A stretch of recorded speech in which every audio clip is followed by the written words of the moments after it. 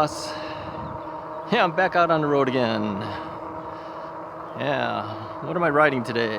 Well, it's green. Green, Shrek green?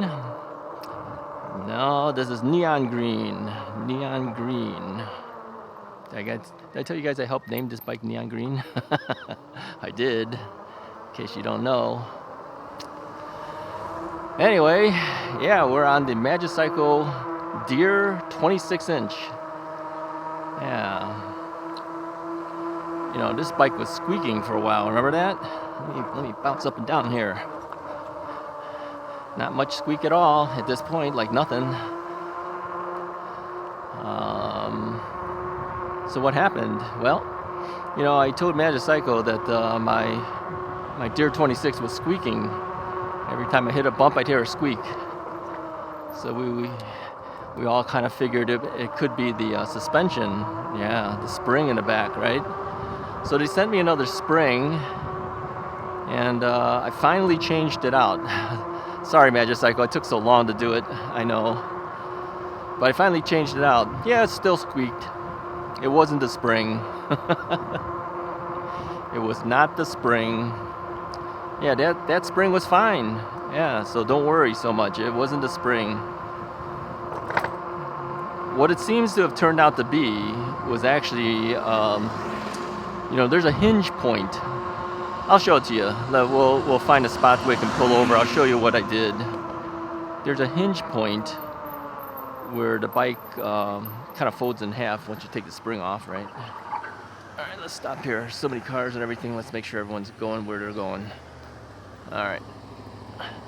Yeah, there's like a hinge point there, and I think that's where it was squeaking. Yeah, let me move over here. Move to the left here. We'll take a left into this path here. I think that's where it was squeaking. So what I did is I took some garage door spray. This is what you put on in case your garage door is squeaking. Yeah, I put some garage door spray on it. Yeah, the garage door spray is actually made by WD-40. It is not WD-40, okay? It's not what you think it is. There, let me pull off here. Let's get off the bike. Okay, let me show you what I have. Let's let me just pull off to the side a little bit here in case anyone comes. All right, so let me show you here. Here's where the spring is, okay? You guys see that? So it attaches here and it attaches here. So you take these two bolts out, the spring comes out, put in the new spring, attach it again. Still squeaked. I think it's coming from here. Let me show you the other side here. I think it's coming from this, wherever this is. Okay, that's a hinge point right there. I think that's what it was. So what I did is I took the spray and I sprayed that on both sides. I also decided I'm gonna spray wherever we attach the rear rack, just in case that was the thing that was squeaking. You can see it's a little wet looking still here. That's from the spray, but I didn't spray anything else. Just points where I thought it might touch and rub. I haven't heard it squeak since. Let's hope that's the case. Oh, let me show you something else too. Let me do this. See this? Hear that? Yeah, I put an alarm on here. That second beep tells you it's armed at this point. So if somebody were to mess with my bike, if they were to move the bike, gives them a warning, right? If they continue to mess with it until I shut this thing down, that thing is gonna go off. Okay. So this is an alarm that I actually had on my Rad Rover 5. I bought it when I bought the very first bike, and but then I sold the Rad Rover 5, as you know, and so it kind of went off the bike. I took it off the bike at that point. And so So I decided, well, I need to put the alarm on something, and I guess I put it on this bike. I just didn't know where it was, because I think what had happened was the alarm, you know, uses 3 AAA batteries, and I think the AAA batteries ran out. So I'm pushing the button, I'm pushing this remote thing, and nothing's going off. So I didn't know where it was. I thought maybe I put it in a box somewhere, you know. So because I was changing out the spring on the rear suspension, when I flipped the bike over, there's the alarm. What I did is I actually attached it underneath here. I used a couple of zip ties, and I attached it to some of the wires under there.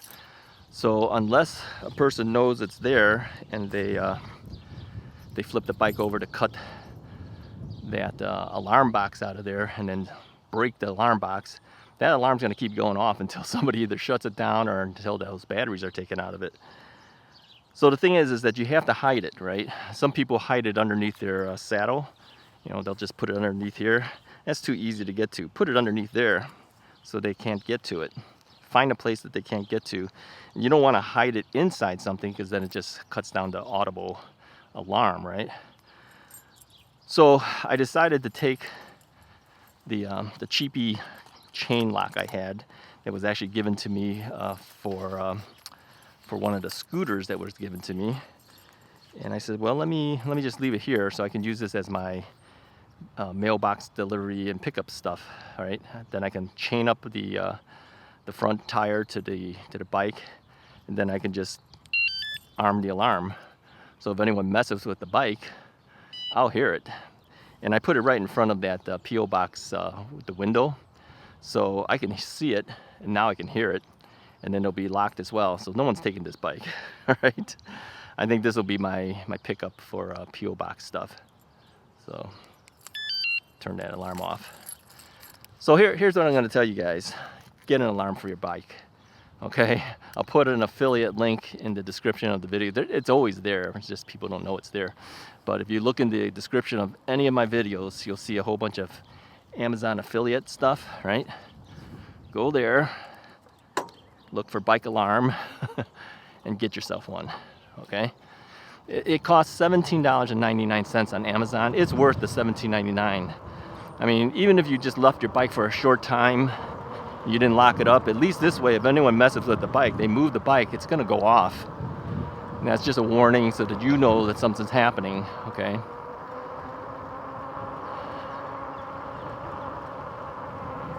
So, I decided I should take this bike out and see if I have the squeaking going on, and now that I'm taking it out again, it's not. Okay, I do hear some crackling in the back. I think I have to tighten up the rear rack or something like that. I must have that thing is bouncing a little bit, but at least the squeaking part is gone from it. Yeah, so that's what it was. So if you have a Magicycle deer and you hear that squeaking that was similar to my squeaking, check that hinge point. It's not the spring. It's where the bike hinges together for the spring, right? Well, I got a new spring on it now.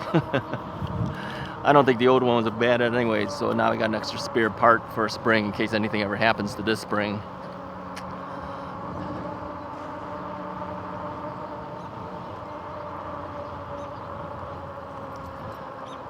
All right, so anyway, I came out earlier this morning, and I rode this bike after I made that change, and you know, after I started hearing the squeaking. Yeah, so I don't know what's rambling back there. I think it is the rack. I have to tighten the rack or do something with the rack. So all right, we got to go around these guys. No problem. We got a fat tire bike.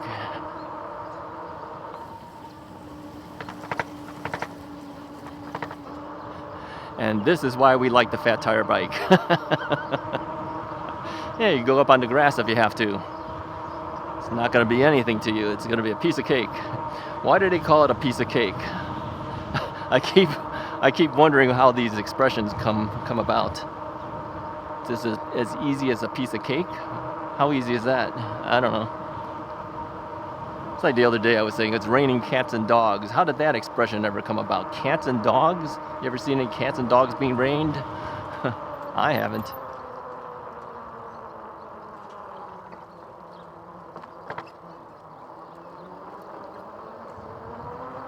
So anyway, so I took this bike out. I heard the squeak. I says, I'm gonna have to redo this video. So here I am again. What time is it now? Almost 1 o'clock, just shy of 1 o'clock. I was out early in the morning. I was probably about 7:30, something like that, when I came out. It was something like 62, 63 degrees. Right now it's about 70, 71. Yeah, our weather's all over the place. Just last week we were here in the mid 90s, low to mid 90s.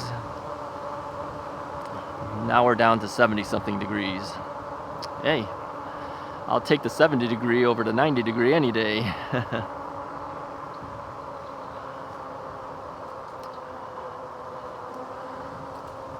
So after I took this bike out, just so that you know, I took out the Freedare Eden. You'll see that on the next video, okay? Because, well, I'll save that for the next video for you to find out why I took out the Freedare Eden.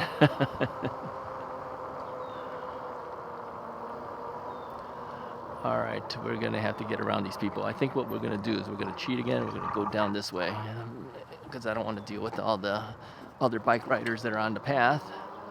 We'll take the street. Those are the bike riders that passed me when I was showing you the alarm. I don't think I've ever gone down this street before. I've always been on the bike path over there. Yeah, let's check out this neighborhood. Yeah, I always like going to the different neighborhoods. I like to see what the houses look like. See if they're similar to the other houses that we usually see, or whether it's different. You know, some streets are wider than other streets. This one seems to be fairly wide. So that even if both sides had parked cars on the street, both sides of the street can get by still. On the other streets, if parked cars were on both sides of the street, you'd only get one car to get past it because they're narrower. I like the wider streets. But I think this is a little bit older neighborhood, and that's probably why. I think the newer neighborhoods, they don't always make it wide enough. So,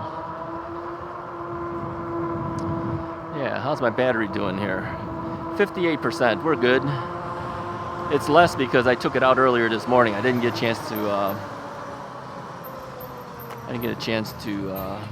charge it up.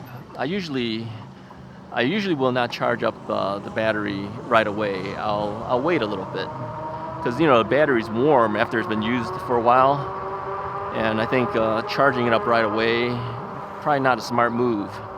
You know, with everyone talking about battery fires and everything. Yeah, let it cool down a little bit, then charge it up.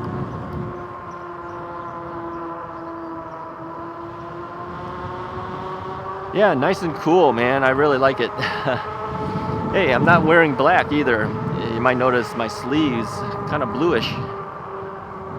Yeah, kind of bluish. It's I don't know, would you call this blue?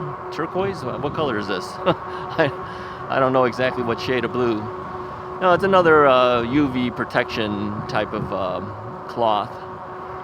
I had this for a while. My wife bought me a number of them. My daughter and son-in-law bought me a couple of them. They said, "You're getting too dark." Yeah, it's true. He said, "You need some additional UV protection," so they bought me these long sleeve, lightweight shirts. This one has sleeves a little bit longer than probably should be, but that's okay. They bought this, you know, when I was a little heavier, when I didn't lose the 35 pounds. So these shirts kind of hang on me a little bit more now. But still, the lengths are still longer than they should be. But it's okay. I'd rather it be longer than shorter.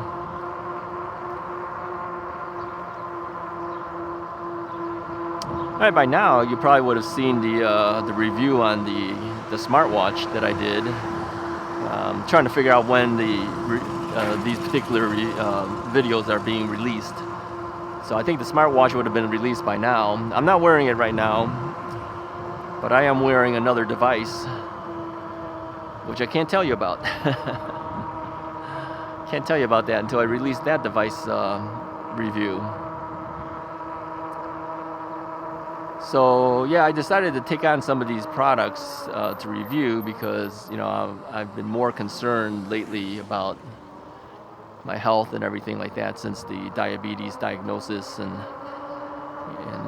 you know, I just want to see if I can track some of the things to make it a little bit easier. I write down everything, okay? Everything I eat, my weight, the medications they give me. I write down what time I took it. I take down blood pressures, all that stuff.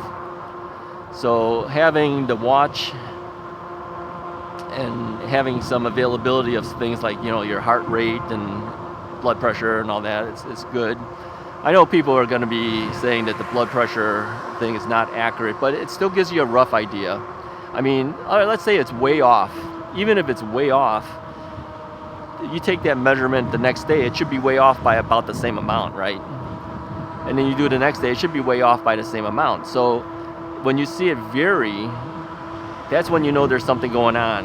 So I don't think it really matters if it's 100% correct or it isn't.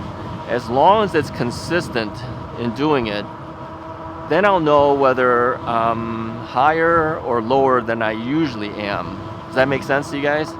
That's why I feel it's kind of nice to have it, having access to it instantaneously. I mean, I'm not going to bring around a blood pressure cuff everywhere I go, but to have something on the watch that can give me some type of reading, whether accurate or not, it's a relative thing, a relative daily measurement, or, you know, a couple times a day. I do it several times a day. It gives me an idea of where I'm at, right? And the heart rate is pretty accurate. Yeah. You know, I've checked it against this other device that I have, and they're very similar. You know, you're only off by maybe 1 or 2 beats. It's no big deal then, right? I mean, if your if your pulse, right, your heart rate, let's say it's normally 70 beats per minute, right? If all of a sudden you're at 120, you know you got a problem, okay? Versus, you know, if you're normal resting, let's say it's 70 or whatever it happens to be. That's why I like having these devices, to be able to tell, you know. I mean, I guess if it was beating that hard, you'd know it anyway. You'd be pounding out of your chest, you'd know it. But still, you know, it doesn't hurt to have something with you. I'm glad that these companies reached out and asked me to do it. I mean, their timing couldn't be any better. I mean, had they asked me this last year, I probably would have said no. I didn't have an interest. I didn't figure, why should I have any interest? But now that you have medical issues pop up, yeah, and then you all of a sudden you got an interest. You're like, okay, I gotta monitor everything, keep track of everything, right? You know, I keep an Excel spreadsheet of all the data. That thing is gaining a lot of information on there. I mean, I think it's in the 500th line now or something like that. I mean, I usually do 3 per day. So I usually do breakfast, lunch, and dinner reading of stuff. So I have three lines for every day. So, you know, you multiply it out by how many days I've been keeping track of this thing since January. It's starting to grow. That Excel spreadsheet's getting kind of big. I may have to split it off and then start a new one. Maybe every half a year, start a new one. Otherwise, that thing is just way too long. It's too much data to deal with. But I'm glad I had the data, because I brought the computer with me to the doctor's offices and then showed them the data, and that's really what they want to see. I mean, some people write it down. I had it all on a spreadsheet. And then what I did is I highlighted the sections that they were interested in, and then I emailed it to them. So they have access to it, and they just print it out and stick it in the file, or keep it as a digital file. So they were real happy with it. They said, we wish everybody was doing something like this. But, you know, not everybody's computer savvy or want to deal with it. But, hey, what else have I got to do? Keep track of myself. That's what I do. Yeah, so the rear squeak is gone. I still got a little bouncing noise going on, though. think that's maybe the rear rack. Something on the rear rack. Or maybe it's the chain. I have that cheap chain. Maybe that thing's causing it to make some noise. I don't know. But at least the squeak is not there.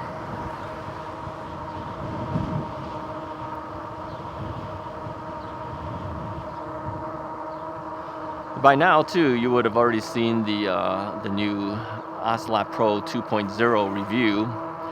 Yeah, it's a good bike. You can definitely feel the difference when you go from torque sensor to cadence sensor and back. It definitely feels different. You know, this area that we're riding through here, this was the only area in this general neighborhoods that had cicadas. I don't hear the cicadas. Do you guys hear any? I don't hear anything. So I think maybe the cicadas are pretty much gone, or at least the majority of them are. I'm sure there's probably late bloomers who are still hanging around. Maybe they came out later than they should have, and they still got some time to go before they die off. But no, I don't hear anything now. So yeah, I think it's gone. I don't see any dead bodies anywhere. There's a cat walking across.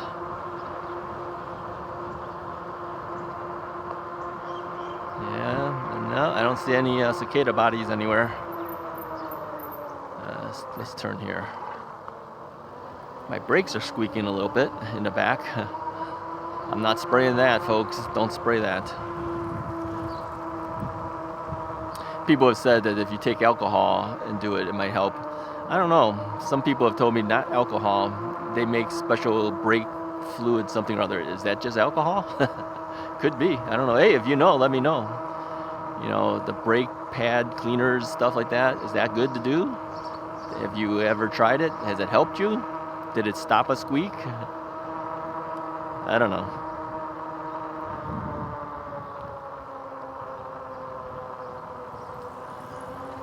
All right. Well, hey, I'm glad that this is back to where it should be. I mean, it was for a while we've had that squeak. I just kept taking the bike out every now and then, and I'd hear the squeak and go, yeah, I got to fix that, and never did it. And then they sent me the spring, and I never did it. I had to flip the bike over. Yeah, I flipped it upside down. When you take that spring out, the bike actually kind of folds in half.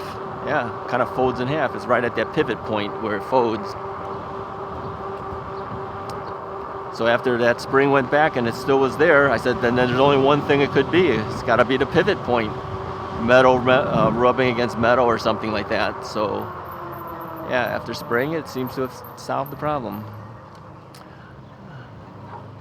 Could have sprayed it earlier, but people were telling me don't spray. But I think they were talking about WD-40 itself. It's not really a lubricant type of thing. I think this they don't even make this product anymore that I used. That is it's called garage door thing, or I don't know what they called it, but it was made by WD-40. They have something else now. It's a different thing. Maybe they have a better version, but I still had some left, so I'm going to use it, of course. But it's designed to spray like the wheels and the door track of your garage door. So figure if it's good for that, it's got to be good for this too. So far, it seems to be okay. Just be careful where you're spraying things.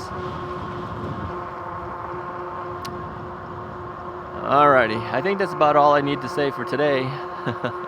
This is actually the third time I've taken any bike out today, but I can do 3 because it's not hot. Yeah, my ideal temperature typically is around 70 degrees, and that's where we're at right now, so I feel perfectly fine being out on the bike. I've been throttling this whole time. I haven't been pedaling, although I did pedal the first 2 times I was out. A little more in the first time. Second time when I took the free air, I didn't pedal as much. This time I'm not pedaling anything at all. How do you like that? So, okay, let's pedal a little bit. Let's move the pedal assist up a little bit so we move a little quicker. Anyways, if you like this video, go ahead and hit the like button. Hit the subscribe button if you haven't already done so. More rides to come. I'll talk to you guys next time.